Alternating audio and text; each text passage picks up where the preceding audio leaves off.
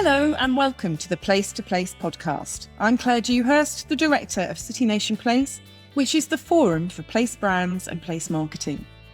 The idea behind this podcast series is to create a chain of conversations between place branding leaders to give you the opportunity to listen in to honest conversations about their challenges, the solutions they're finding, and the opportunities they're exploring to ensure that their place brand strategies deliver real economic benefits.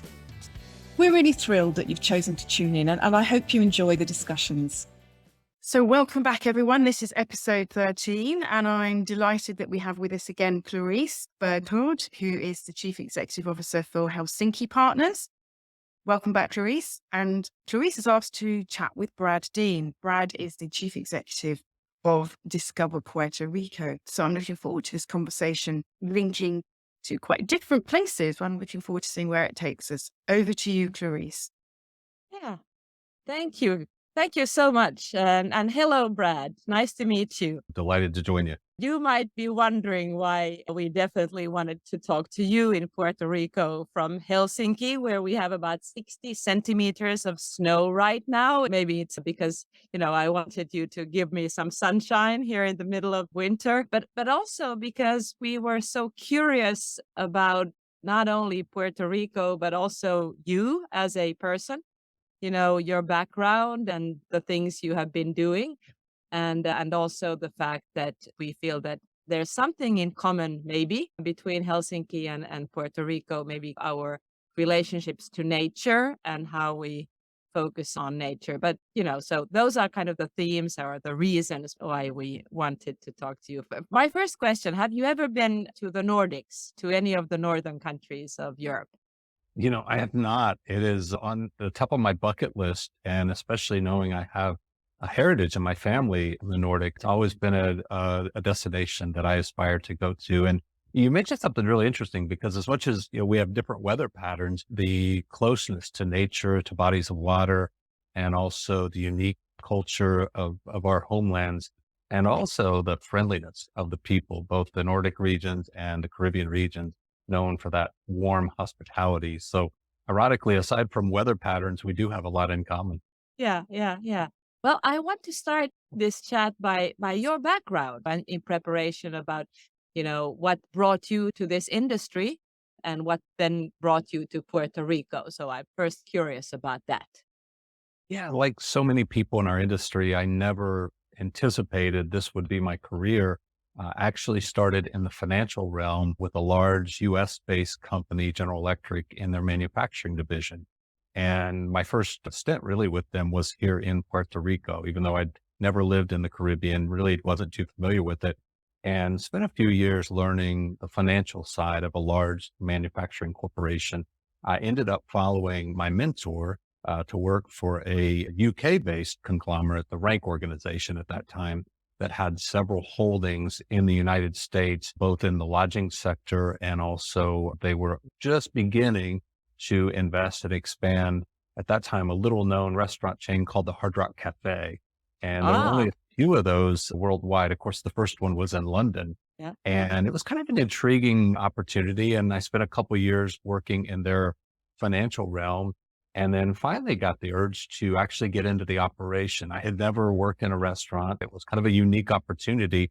And they sent me to a destination in South Carolina, which is about halfway between New York and Miami, called Myrtle Beach. So that was really my first exposure into the hospitality industry. And it really I caught the fever. And I just love the transformative power of travel, how it not only affects people's lives and their dispositions, but also how it shapes progress and nurtures communities to come together in ways that we wouldn't otherwise see them. And so because of that, I really just fell in love with travel and tourism and been in the industry ever since. So you stayed there and then you worked in Myrtle Beach for some time, right? I did. I ran the restaurant there and I actually got involved in the local destination marketing organization. Initially as a volunteer leader. I was on their committees, their board of directors, and eventually an opportunity opened up for me to join them. And I did. I was with that organization for almost 20 years. So I got involved in the product planning, as well as the marketing, the sales of the destination. During the time I was there, we doubled tourism from about 11 million visitors to 20 million visitors. But for me, the most important thing was seeing the impact that had on the people and the community. And then a few years ago, the opportunity came for me to come back to Puerto Rico later on in my career, of course, and lead a new organization, Discover Puerto Rico, which has a very simple mission, and that is to put the transformative power of travel at work for the people of Puerto Rico.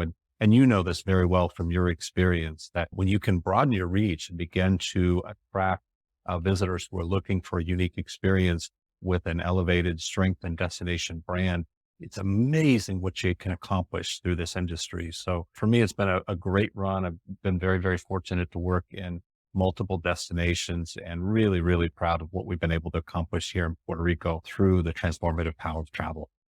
And I think what's really exciting about destination marketing and that all the people that work for destination marketing have a really, really deep sense of purpose for that. I think my whole team, does it for the love of their city, so that's a really powerful motivational factor that you have in your team. What sort of a team do you have now? How many people do you have working? Yeah, so we have a staff of about 60 people. That includes the marketing team, so the digital content creation, the multimedia team, our communications team that are really our outreach outside of Puerto Rico in terms of publicity and promotion. We also have a really talented sales team. So we sell the meetings and convention side, and then we work with trade partners on the leisure side. So all told, a team of about 60 people. And of course, most of our focus is outside of Puerto Rico, particularly in the United States, where most of our visitors come from. But we do have a solid growing base of travelers in Europe and South America. So we also market and sell the destination there. And, you mentioned something that is so, I think, under recognized about our industry. And I see it with my team. You see it with yours.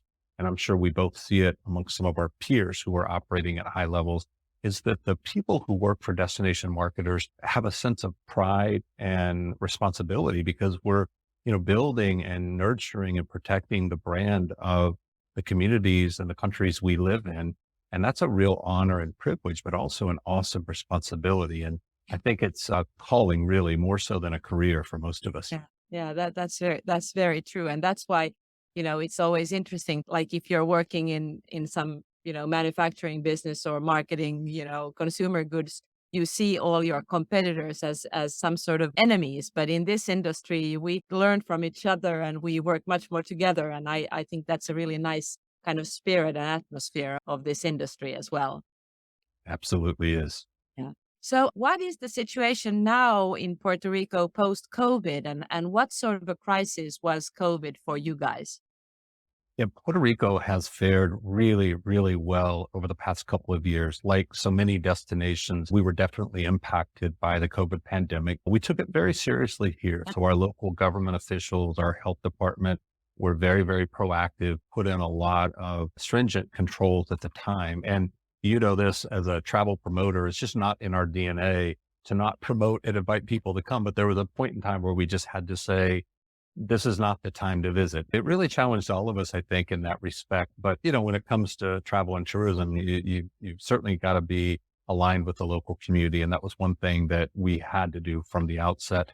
So we felt the impact like everybody else. I think one of the things that was different for us compared to a lot of our peer destinations in the Caribbean and even in the U.S. mainland is we never really stopped promoting. Now, like I said, there was time where we simply had to say, this is not the time to visit, but, soon enough. And then it was, it was time to plan. And then eventually it was time to visit.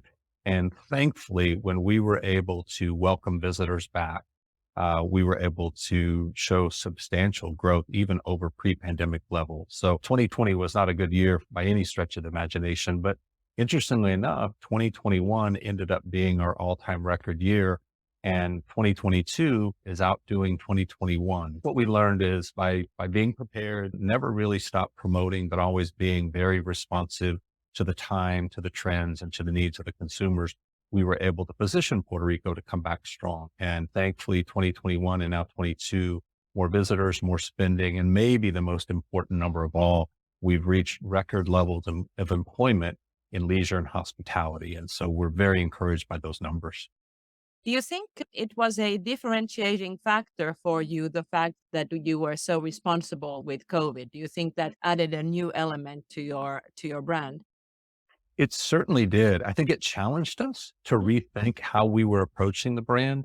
And, sometimes when you tell your team, it's okay to make some mistakes, but let's try something new. Let's try something different. Oh, by the way, you have no budget to work with. It really forced everybody to just be uber creative. And the story for us coming out of the pandemic and looking back is really, and I think this applies to any crisis you deal with in the travel and tourism industry, is number one, to learn from the experience. We look at every situation of adversity as a learning opportunity. They're not fun to go through, but if you don't learn from your challenges, then you're just likely to repeat them. So we always try to learn from these. And what did we learn from the last crisis that will apply to the next one? From that, we really try to develop solid preparedness plans. Now, of course, none of us could have been prepared for what we experienced during COVID.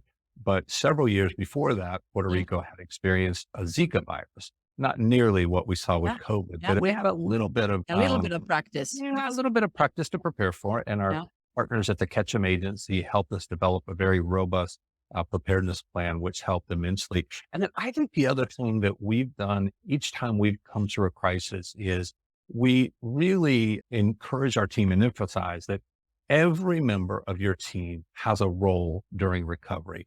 Now, your role and my role may change during recovery, right? Chances are we're doing things differently or we're doing different things, but everybody has a role and people don't automatically assume that. So even though, you might be a content creator working on the mainstream ad campaign prior to the pandemic, now you're charged with helping go out and create new brand building opportunities at a time when people aren't traveling. Once your team realizes what their role is, and we kind of set those guidelines and boundaries, then what it really did is it instilled a sense of innovation and creativity in our industry, within our organization and our local industry. And so I think it really helped not only define the organization, but also helped to lay a foundation for a very robust and successful recovery. And of course, you are not a stranger to crisis, because the other crisis, of course, that is so interesting for us to hear about is how you guys were able to recover after the hurricane. Because, we don't have those kind of things. Well, we have 1,350 kilometers of border with Russia. That's another hurricane. But how would you describe the process of going through that and recovering from that? Yeah, and of course, being in the Caribbean, we have to be prepared for weather events, and we've had a few to prepare from and prepare for. I think one of the lessons learned for us, of course, goes back to preparedness, recognizing what worked and what didn't work in the past, and then building from there. And one of the lessons learned from Puerto Rico from Hurricane Maria, which happened in 2017, was to be much better prepared with power generation and communications. And so earlier this year, we had a storm, but the difference this year is that I was able to call my friends and colleagues on the other side of the island within hours after the storm passed. That would have taken weeks, 5 years ago after Maria. The construction standards have improved. So we're building stronger, more sustainable structures, which certainly helps. And then being prepared with things like generators. It seems simple now, but we just simply didn't have enough generators in 2017. And sometimes the generators we had, we didn't have the fuel. I remember this year after the storm, I went around driving around just to see the status of the destination about 12 hours after the storm had made landfall. And there were only two sounds I could hear. One was the wave rolling in on the ocean, and the other was the symphony of generators that had already kicked in and ran. So I think it really comes down again to learning from the past and building that into the preparation. The other thing we've strived to do, and I know you and your team do this all the time, is we want to be a trusted resource for media, for visitors, for meeting planners who want to know the status of the destination and whether they have plans to come or they're thinking about coming in the future. They're looking for accurate, timely information that's real, it's verifiable, and it's easily attainable. And we wanted to be that trusted resource. So we really challenged ourselves to not to write stories about it. The media, we're going to do that, but we wanted to be a trusted resource for any and all information as it relates to travel and tourism coming from Puerto Rico. And I think what that did is it built up a lot of credibility with our stakeholders on island and off island. It also really put us to the test to constantly be looking for new information and updating the information we had. And out of that came some really, really solid innovation. For example, our team this past storm created a product tracker where literally within a day or two, you could look and not just see the status of the island, but specific hotels and properties. And so it's that kind of innovative spirit that I think has really helped define our recovery mode. And as a result, here we are just a few weeks later, and we're already back to pre-storm numbers. So if you plan and execute that plan well, can recover quickly. And there's a lot to learn from in doing so. So basically what you're saying is being prepared and really being good at communication. So basically, the old saying that says, when everything else fails, try telling the truth really Exactly. applies. And you just simply cannot over communicate in Yeah, a yeah, crisis or a recovery. There's times I found myself, especially during the pandemic, restating the same information over and over. But I found that maybe because we were being bombarded with information, maybe it's because it was such a challenging, confusing time. But as a leader, you really can't over communicate that core elements of information and values and what people need to know. And even if you think you're over communicating it, you're probably not. So being transparent, being accurate, being timely, and then over communicating, or at least striving to. yeah. And also being prepared. I mean, we don't have hurricanes, but we just had last week about 1.5 feet of snow in one day, which is actually a kind of a weather that I've been to New York and there's not a single flight going, there's not a single car going. But here, everything was working. The airports were clean, the roads were clean, people were going to school. So it's all about being prepared. It's It really is. And I think that preparation is very liberating. Once yeah, you and your team yeah. realize that you can not just endure a crisis, but you can come through it better, stronger, and better prepared for the future. That's a very encouraging, uplifting, liberating feeling for all of us. So this kind of thing about being close to nature, how does that show in your marketing or maybe also in your thinking about sustainability? Yeah, it's so incredibly important for us as a destination because we're blessed with such great natural resources, but also recognizing the importance of sustainability and not just promoting what we have, but protecting what we have. And I think for us, what's been really interesting in Puerto Rico is if you're coming to the Caribbean, you know we have beautiful beaches. There's nobody's surprised to hear that. What they might not realize is we also have some really beautiful natural treasures, three of the world's five bioluminescent bays, the only tropical rainforest in the U.S. Forest Service system. So for us, it's been an opportunity to not just promote sun and sand, but some of those unique experiences that you might not expect coming to the Caribbean. And what's really been special is being able to tie those in to the local history and culture and the significance of that. During the pandemic, one of the things that our team did, which was an astounding success, was a video series by our in-house multimedia team. We even had our staff as the talent in front of the camera. It's called Sounds Like Puerto Rico. And it was a journey through the island using the unique sounds as your guide. So the visuals we use in tourism were Yeah. very visual. And a lot of times, we promote the taste, the gastronomy. But in this case, we were really talking about the unique sounds of Puerto Rico and the ties that have to nature and to our history and culture. So whether it was the beautiful symphony of coquis singing in the tropical rainforest, or the sounds of the surf, or some of the unique words that come from our cultural heritage, which of course stems from our African, Spanish, and Taino Native American origins. All of that really blended into a unique promotion that was not only successful at telling the story of Puerto Rico's history and culture, but also opening up that unique and very special connection that we have with our precious natural assets. And I think that makes all of us as promoters uniquely qualified to tell that story when we can connect the nature, the culture, and the history and present it in such a beautiful way, whether it's the gorgeous snowfalls and the history and culture from the Nordic region, or the rainforest, the bio bays, and the beaches here in the Caribbean. Those are unique connections that we cherish and others relish. And so it Yeah. gives us a great opportunity to position our destinations in a special way.